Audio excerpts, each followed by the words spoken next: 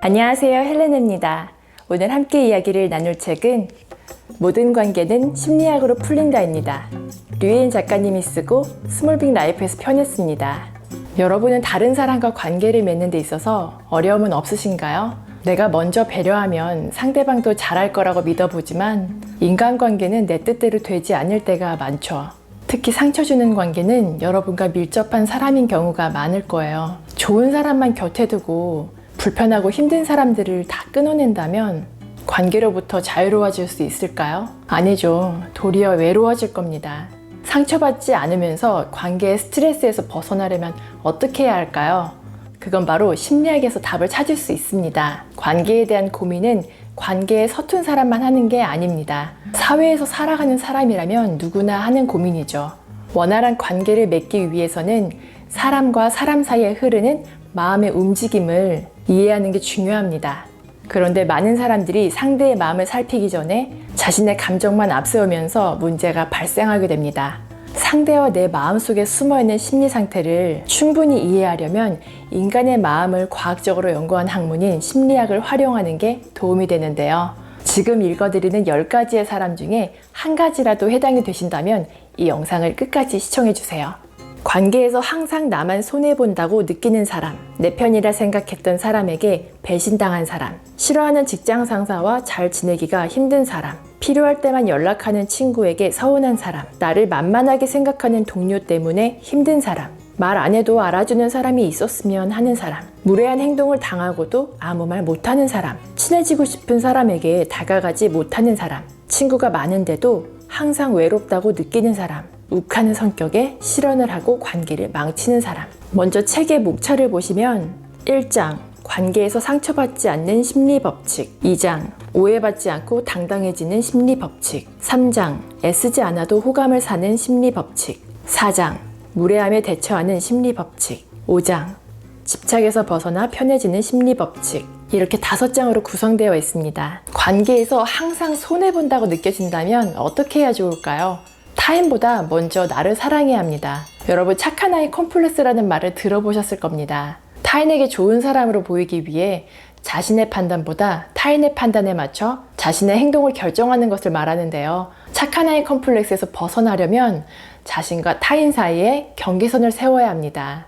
그러려면 내가 원치 않는 상황에 대해 거절할 줄 알아야겠죠. 먼저 무조건 응하던 습관을 멈추고 생각해 볼게요 라며 고민할 시간을 확보하는 겁니다. 그리고 가급적 빨리 생각해 봤는데 안 될 것 같아요 라는 의사를 전달해야 합니다. 거절하는데도 이유가 필요할 텐데요. 사람들이 필요로 하는 건 이유가 있다는 그 자체지 이유의 내용은 아니니 너무 신경 쓰지 않으셔도 괜찮습니다. 문제는 거절 자체가 아니라 거절할 때의 태도니까 충분히 예의를 갖춘다면 죄책감을 가지지 않아도 됩니다. 우리는 본인이 필요할 때만 연락하는 사람에게 좋지 않은 인식을 갖고 있습니다. 평상시엔 연락이 없다가 심심하거나 부탁할 일이 있을 때만 연락하는 사람들에 대해 이용당한다는 기분을 느끼게 되죠. 그런데 잘 생각해보면 필요할 때만 연락하는 게 잘못된 일일까요? 심리학에서 말하는 호혜성의 법칙에 의하면 사람들은 받은 만큼만 주게 되어 있습니다. 다시 말해서 나 또한 누군가에게 필요할 때만 연락하는 사람일 수도 있다는 얘기죠. 그리고 그렇게 했다고 해서 잘못됐다는 것은 아니라는 의미입니다.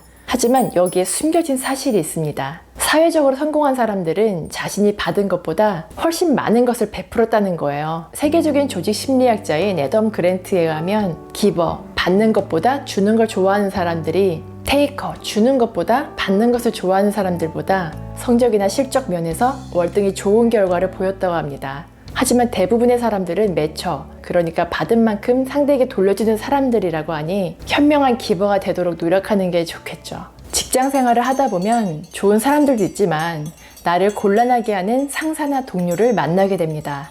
특히 권력을 가진 사람들은 이른바 갑질을 하기도 하는데요. 상대방의 갑질에 대처하는 4가지 자세에 대해 말씀드리겠습니다. 먼저 표현하기입니다. 상대방의 기분을 나쁘게 하지 않으면서 상대 때문에 기분이 나쁘다는 사실을 알리는 거죠. 좀 더 적극적인 방법으로 도움 요청하기를 선택할 수 있습니다. 바로 회사 내에 있는 부당함을 알리는 제도를 이용하는 건데요. 그런데 이 방법을 몰라서 안 하는 게 아니라 나중 일이 두려워서 눈 감고 넘어가는 경우가 많죠.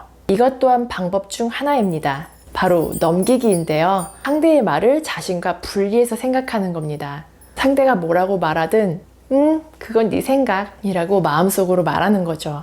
마지막으로 그만두기가 있습니다. 이러다가 내가 죽겠다 싶을 땐 스트레스 요인을 아예 제거해버리는 겁니다. 직장을 그만두거나 이직을 하는 거죠.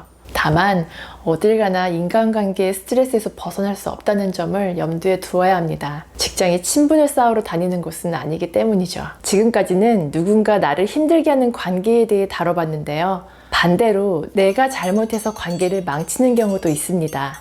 가장 대표적인 사례가 상대의 말에 욱하는 바람에 실언을 하고 나서 후회하는 거죠. 이런 사람들을 다혈질이라고 하는데요. 분노라는 감정은 자연스러운 거고 자신을 보호하기 위한 것이긴 합니다. 하지만 화가 이끄는 대로 아무 말이나 해버리면 주변 사람들과의 관계를 훼손하게 되죠.